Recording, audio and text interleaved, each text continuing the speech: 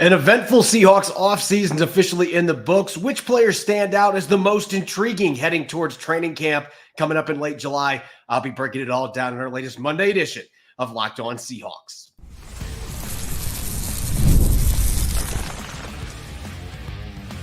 You are Locked On Seahawks, your daily Seattle Seahawks podcast, part of the Locked On Podcast Network, your team every day. Greetings, 12. This is Corbin Smith, host of the Locked On Seahawks podcast, your daily Seahawks podcast, part of the Locked On Podcast Network, your team every day. A special thanks to all the 12s that are tuning in late on this Monday night here in the heat of the offseason, here, the real offseason in the NFL.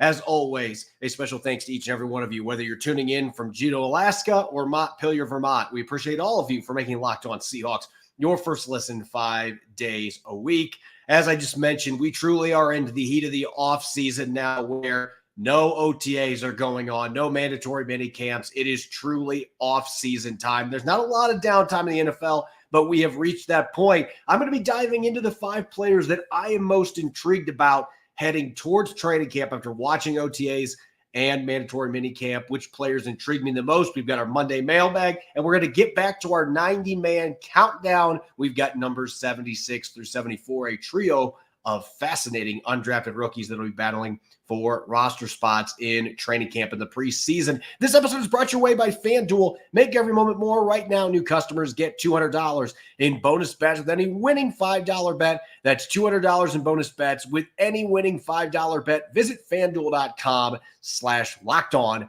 to get started. Now for your lead story here on our Monday edition of Locked On Seahawks. School's out for the summer for the NFL. Number of teams last week deciding to cancel the final day they had of minicamp, only doing 2 to 3 practices, the Seahawks being one of the teams that decided to do that. And now we've got a dead period here, 6 weeks, a little less than 6 weeks now, till the Seahawks are expected to report for the start of training camp and really usher in the 2024 season, the first one with Mike Macdonald as the new coach on the sideline.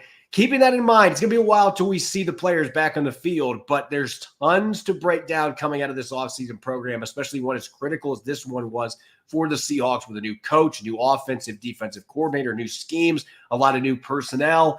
So I'm going to be breaking down my 5 most intriguing Seahawks heading into the 2024 season, most specifically the start of training camp, the players I'm most intrigued by that really have piqued my curiosity here, looking back at the offseason program. It might even be some players we didn't get to see a lot of in the offseason program that just creates a little bit more intrigue. And I will say it right now, I did not include any rookies in this particular thing because I'm fascinated by all of the rookies coming in. First time we get to see them in training camp, Byron Murphy and Tyrese Knight being 2 that I'm especially intrigued by for different reasons. But I'm not going to include any of those players in because they're rookies. They're coming in their first training camp.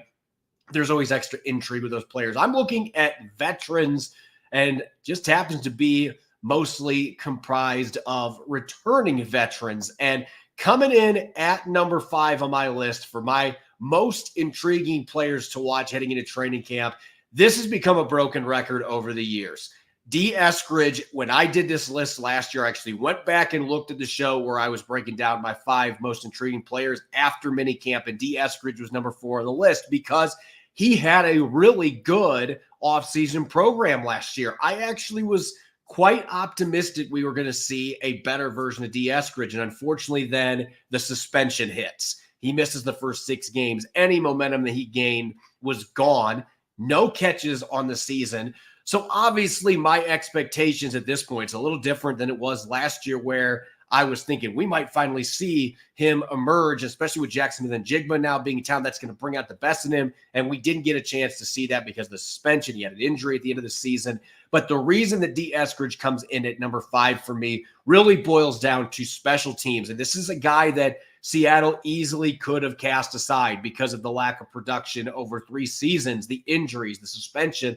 And yet Ryan Grubb and this offensive coaching staff specifically, they saw the physical tools and they wanted to give him a legitimate opportunity. And then you look from the special teams standpoint, the new rules, I think D. Eskridge has a chance to be even better with the new kick return rules than he was with the previous ones. And he had a couple explosive kick returns last year when he was healthy. The physical ability is clearly there, but I've got him at number 5 because he's formerly a running back, can break some tackles, short, kind of compact build.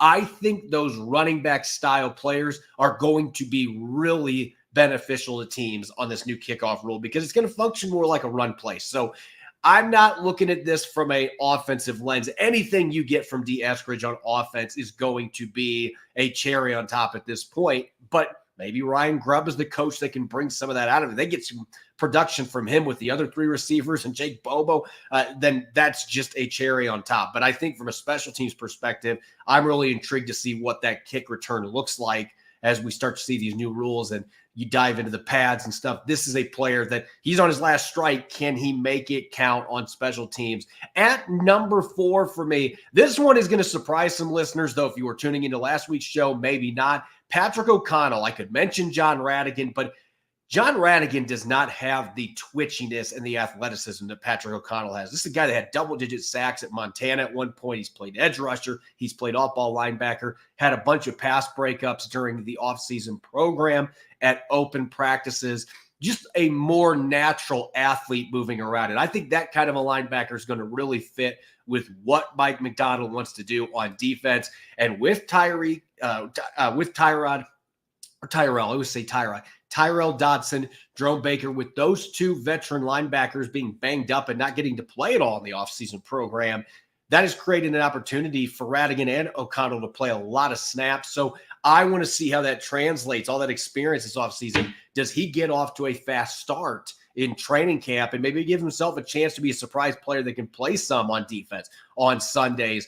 Going to the offensive side of the football at number 3, I mentioned this a couple weeks ago that I think the Seahawks could have a really fascinating situation developing in the backfield because Ken Walker III is clearly the most explosive running back on Seattle's roster, but I don't think Zach Charbonnet is a slouch in that regard. And I just look at what Dylan Johnson did. This is not going to be the same offense for the Seahawks it was at Washington. There's going to be differences, but I think the run game, you saw what Dylan Johnson did, and I see more of that style runner that is between the tackles, is going to take what is given to him. You see more of that in Zach Charbonnet, and he came into their offseason program. I'm not going to say that it was a huge difference, but he was noticeably leaner and more explosive. So I want to see how all that translates. He's got good hands. I think there's pass protection ability there, inconsistent there last season, but I want to see how this plays out with Zach Charbonnet trying to steal some more of those carries, more of those snaps from Ken Walker III. So I'm fascinated to see where he fits in there. I just think that backfield race, not just for the 3rd spot, but 1 and 2 punch. Walker to me is the starter, but I want to see just how much of a timeshare you're going to have because Zach Charbonnet could force the issue a little bit there. Staying on offense at number 2, this has been a player that has been talked about throughout the offseason. I was mildly surprised Seattle brought back Noah Fant, and yet you see the production that tight ends had as secondary targets in Washington's offense. Noah Fant has all the athletic traits, 4.5 speed coming out of Iowa. You can see the ability after the catch. When he had his opportunities last year, he was effective, just didn't get near enough targets in this offense. And he is a player they're investing a lot of money. We're talking $10.5 million per year over the 2-year contract they gave him. He can't go out and catch 32 passes like he did last year. And I don't think that's going to be the case. There's going to be so much attention to those big 3 receivers. And I think that Ryan Grubb is going to do a better job of scheming to get his tight end Noah Fant involved. But I still want to see how this looks in training camp and in the preseason. We may not see very much of Noah Fant in the preseason, but I want to see what the tight end usage looks like. You've only gotten a very small dabble in the offseason program, so I'm still wanting to see more. Where does Noah Fant fit in this offense? We may not have a real answer for that till we get to week 1 against the Broncos and beyond, but this is a player that I'm very intrigued in this offense. I just want to see what it's going to look like. To this point, we haven't gotten that chance yet. Just a few catches in OTAs and minicamp. Want to see where he fits in. And last but not least, on the defensive side of the football, Dre'Mont Jones coming in at number 1, in my opinion, by a wide margin. And maybe the biggest reason we only got to see Dre'Mont Jones at 2 of the mandatory minicamp practices. He was not at OTAs, especially not at the open OTAs, was not in attendance. He's playing more off the edge. That was clearly evident in those 2 minicamp practices. We'll see where they end up using him. It'll vary by game. There may be games he plays inside more. But I saw a guy on the practice field in those two open minicamp practices that looked noticeable. Not that he was in bad shape last year. He was in really good shape, but you can just see that he has really committed himself this offseason. And you look at the success that guys that have moved inside and out have had in Mike Macdonald's defense in Baltimore. I think that the ceiling is through the roof in this defense with Dre'Mont Jones. And I think he can just make that edge group that much better. So this is a player that the intrigue level is through the roof. I just want to see what he looks like in this defense, what Mike Macdonald's got planned for him more than any of those guys in the D-line. I want to see what Dre'Mont Jones is able to do in this system and how effective they can make him as a pass rusher. Can you really bring out his very best? This guy's had several years with 6+ sacks. Can you get a little bit more production there? Can he really ramp up the pressures and make everybody else feed off him or way around? I am very see what this defense is going to look like for him scheme-wise, where they're going to be moving him around, and the type of production they can get out of him. Coming up next, it's our Monday mailbag. I'll be answering as many of your questions off of social media as I can during the second segment. We'll get to that here in a moment on our Monday edition of Locked On Seahawks. This episode of Locked On Seahawks is brought your way by FanDuel. Summertime means baseball, the Stanley Cup, and much more, and you can bet on it all on FanDuel. Right now, new customers get $200 in bonus bets guaranteed. That's $200 win or lose. Who will be the first pick of the upcoming NBA draft with the Atlanta Hawks slated to pick first overall? Does Aaron Judge have another home run coming tonight for the Yankees? Will Connor McDavid score at least one goal to help the Oilers stay alive, facing elimination in the Stanley Cup Finals in Florida? You can bet on it all on an app that is safe, secure, and super easy to use. So what are you waiting for? Visit FanDuel.com/lockedon and add a big win to your summer bucket list. FanDuel, America's #1 sportsbook. You're listening to the Monday edition of Locked On Seahawks. I'm your host, Corbin Smith. A special thanks to all the 12s that are tuning in here on this late night live show. As always, greatly appreciate you making Locked On Seahawks your first listen 5 days a week. Are you watching Fox Sports or ESPN on your TV all day? Have to turn down the volume with all that shouting? Make the switch to Locked On Sports today. It's a free 24/7 sports streaming channel that's programmed for your everyday needs. The biggest stories without all the screaming. Locked On Sports today brings you can't-miss analysis, opinions, and news. It's streaming 24/7 on YouTube or on the free Amazon Fire TV channels app. It's part of the Locked On Podcast Network, your team every day. As we do each and every Monday, going to be tackling your questions, tons of fun ones out there from our listeners for our mailbag. Let's get to our first one. And this is coming from Ethan Go Hawks with a Z on Threads. Do you think it would be a bad side if McClendon Curtis actually won the right guard job? In my opinion, it's not Haynes. If it's not Haynes, something went horribly wrong.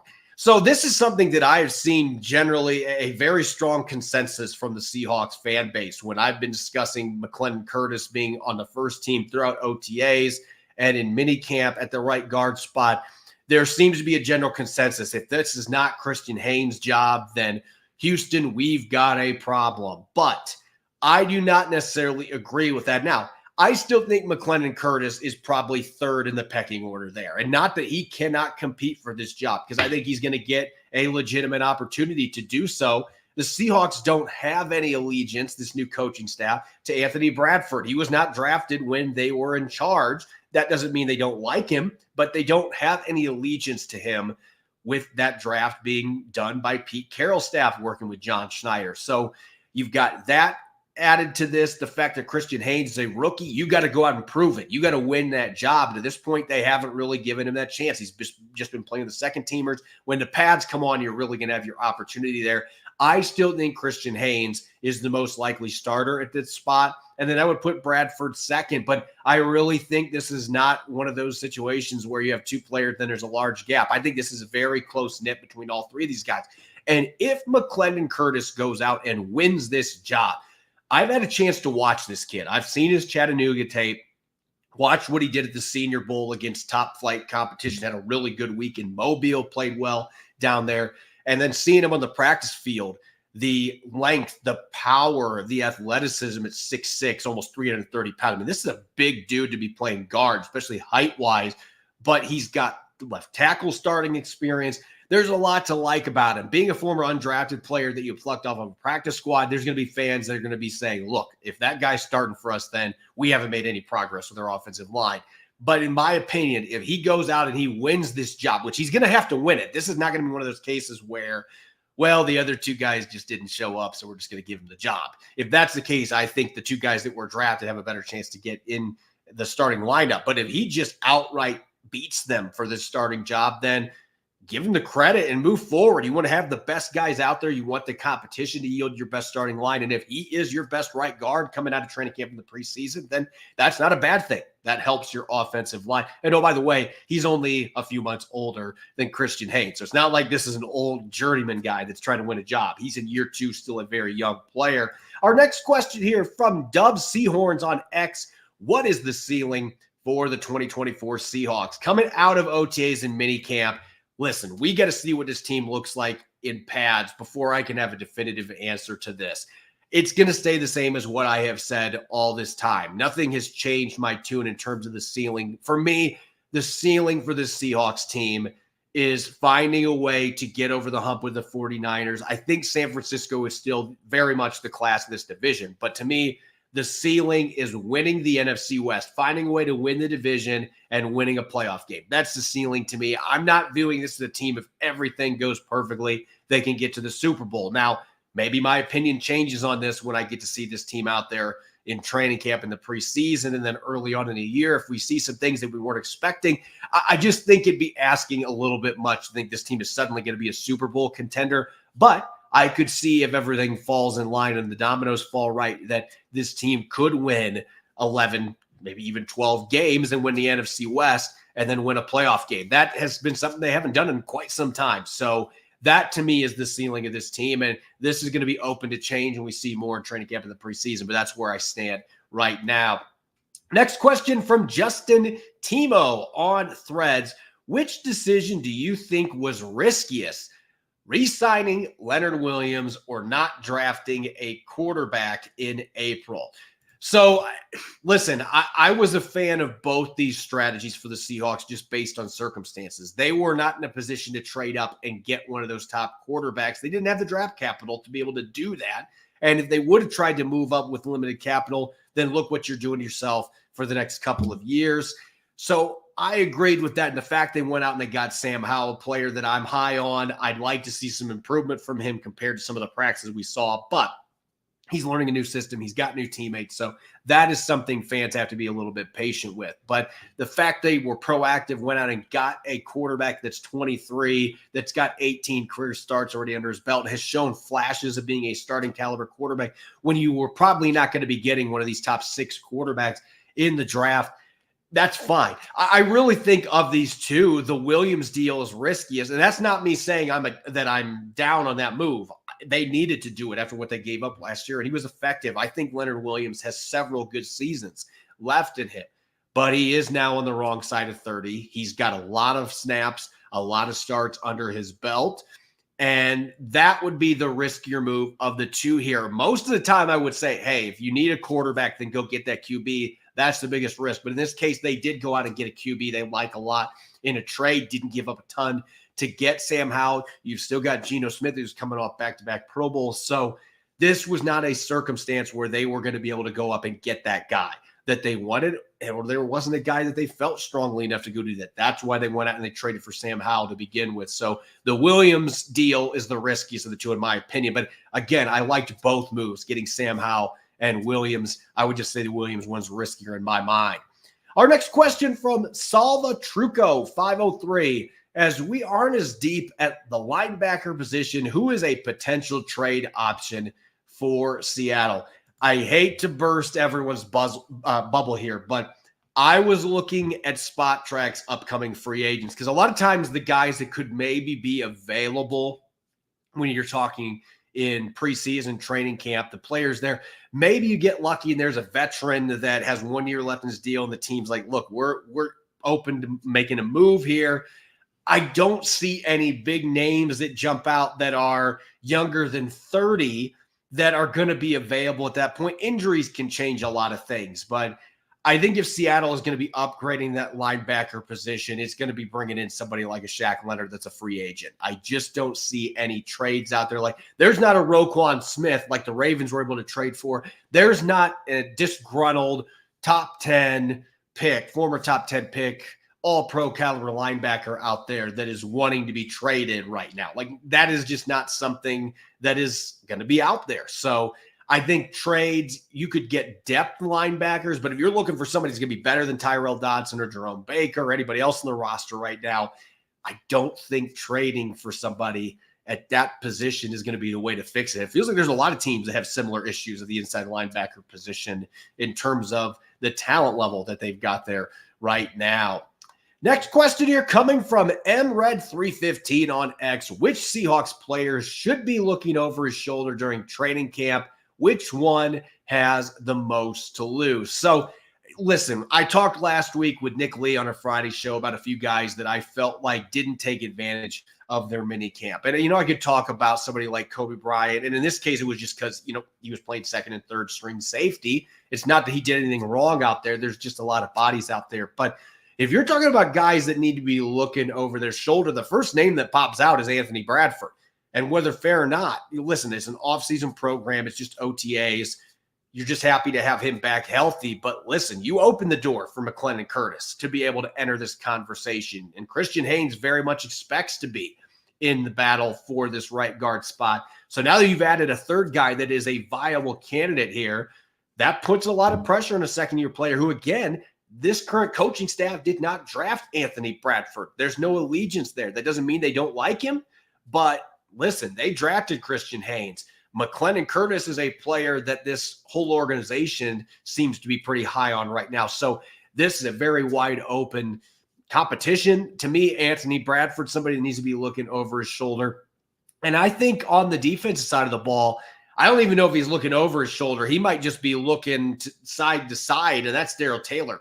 With Dre'Mont Jones getting reps off the edge, Derek Hall is a player that there's been some things that I've seen that are encouraging with the way he's moving on the field. And it just feels like that's a guy that could have a year or two. I don't know if a breakout's the right thing, but I could see him being a player that comes in and plays much better than last year. Where does that leave Darrell Taylor with Dre'Mont Jones now getting significant snaps off the edge? I just don't know how many snaps are going to be there for him. So those would be two names that jump out to me that are returning players that you could make some arguments. Hey, you better be looking in that rearview mirror and you better pick your game up so you give yourself a chance to be able to play, because otherwise there could be some players coming in. And again, Darrell Taylor's similar situation. You weren't drafted by this coaching staff. You have a restructured contract with only $20,000 in guarantee. They can move on from you quickly if they don't feel like you're part of this. So those would be the two names that stood out to me. Last question real quick, coming from Stubismo on X. Do you have a dream special guest for Locked On Seahawks? It doesn't have to be, or doesn't matter if the guest would be realistic or unrealistic. So listen, if you asked me this question 3 years ago, I would have said Marshawn Lynch, and then we were blessed to have Marshawn Lynch on the show. So that was awesome. And, anytime we can get a player on, we are grateful. We are blessed for that opportunity. For me personally, Sean Alexander is somebody I'd love to have come on the show, just because he's somebody that, there's Hall of Fame consideration there. I've written articles about it. Just an excellent guy, a family man that I think would be a lot of fun to have a show. And maybe someday we will have him on Locked On Seahawks. But that would be somebody that we haven't had on the show previously that still would be on that bucket list for Rob and I in order to have on the show and have a chance to chat with him about his career and a number of different things. Up next, going to get back to our 90-man countdown here. Numbers 76 through 74, three more undrafted free agents that are going to be trying to crack Seattle's 53-man roster. I'll be diving into those three players, best case, worst case scenarios, and more when we return here on our Monday edition of Locked On Seahawks.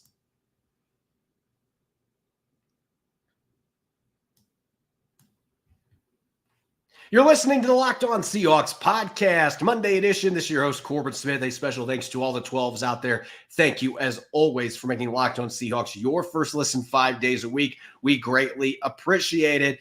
We've had a little bit of a reprieve, a little bit of a break here at our 90-man countdown with minicamp happening last week. there were other things we had to tend to, but we're going to get back to our 90-man countdown, looking at every single player on the Seahawks 90-man roster. Usually we end up going through about 93, 94 guys because of roster transactions. We'll get PJ Walker in there at some point, but we're going to continue 76 through 74 today. We've got some undrafted rookies, and going to start off on the defensive side of the football with one of the players that got the most guaranteed money, got to one of the bigger signing bonuses to join the Seahawks as an undrafted free agent, and that's Carlton Johnson, who is one of the only undrafted guys on this team that actually had a visit to the Seahawks this offseason, one of his top 30 visits. And this player has as much speed as anybody in the NFL. He's one of the fastest dudes in the league. We're talking sub 4.3,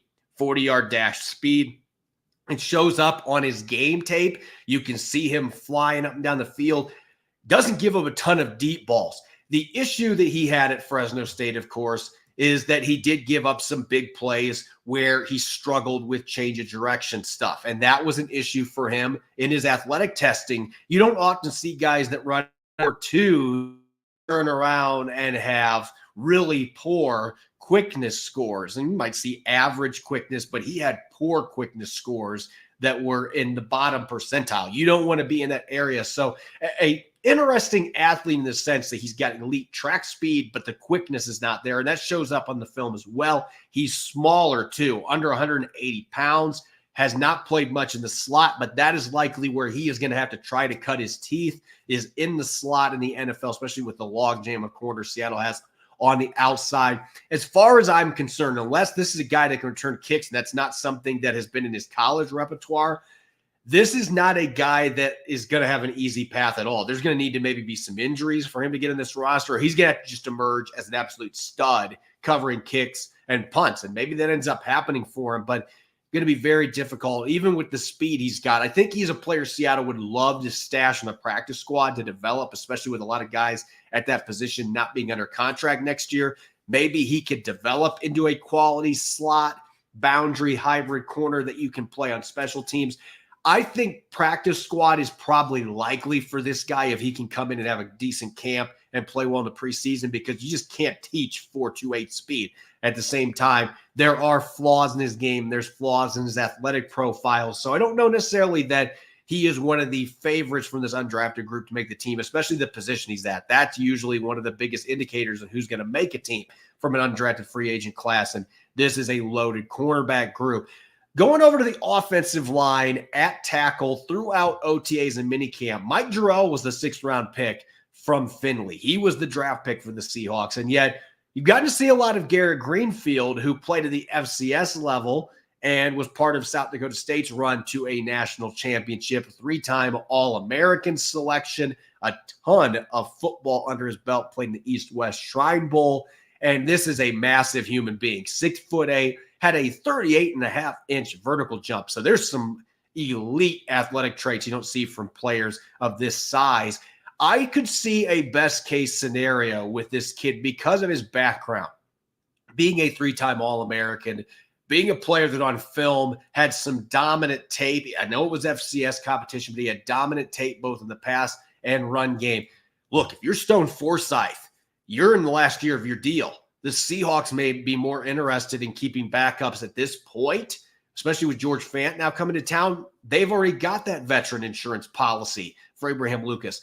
If you've got 1 or 2 tackles on this roster that are younger that you feel like have more upside and they've got more club control, you may go that route. So I think Stone Forsythe is a player here. We mentioned earlier with looking over your back, looking over your shoulder. This might be a player Stone Forsythe needs to be looking out for, because Greenfield can play both spots, over 1,000 career college snaps at both tackle positions. And even Mike Macdonald, yeah, you were the draft pick, but if you get outplayed, you're a 6th rounder. They'll go with the undrafted guy if he ends up being the better player. So I could see that. I could also see a scenario play out where one of the big issues on his college tape, the inability to consistently create push in the run game. If he's not able to do that at all in the NFL level and struggles in the run game in general, it's going to be tough to get over the hump depth chart-wise to make this team. I think he's another guy that's got a really good chance to be on the practice squad as a developmental player.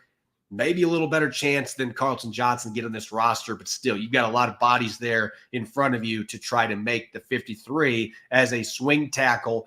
And finishing up today's 90-man profiles, let's go to the backfield. I talked about Zach Charbonnet earlier in the show. My intrigue level is through the roof with him, just because seeing what he did in limited action last year and what he looks like on the practice field right now. I think the third running back spot, though, could be very much up for grabs. We got to see where George Holani fits into this equation. But this is a player that runs with great contact balance. There's plenty of power there at 210 pounds. Got a thick lower body, really powerful calves. Guy that can break a lot of arm tackles. And there's more explosiveness there than I think people realize. He's not a 4.4 guy, but low 4.5s. He can get some big chunk plays on the ground. And he did that at Boise State. A lot of catches, almost 100 career catches there. Injuries were his biggest problem. If he can avoid the injury bug when training camp in the preseason gets here, and he can continue to show off in the passing game, the big key to him is going to be pass protection, because that was very inconsistent. There's some rough tape. There's some decent tape in that regard in college. But can he show improvements in that area, a willingness to improve his technique, a willingness to learn?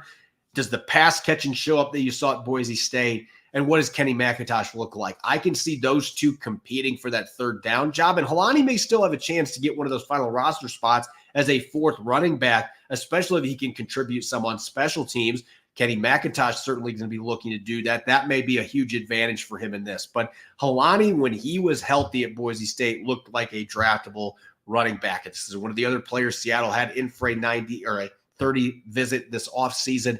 They were taking a close look at him. Very Seahawks style running back in terms of his physicality, the pass catching ability.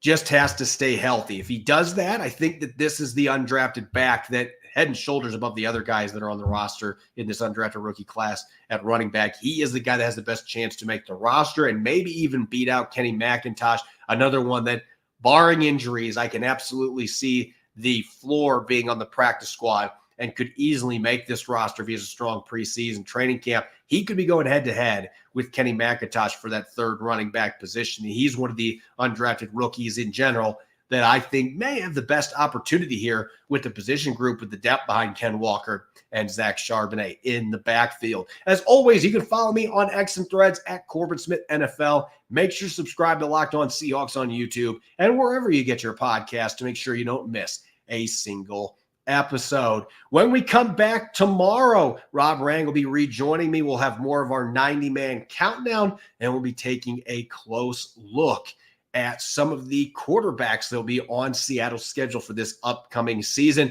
You won't want to miss it. Thanks for listening in and enjoy the rest of your Monday. Go Hawks.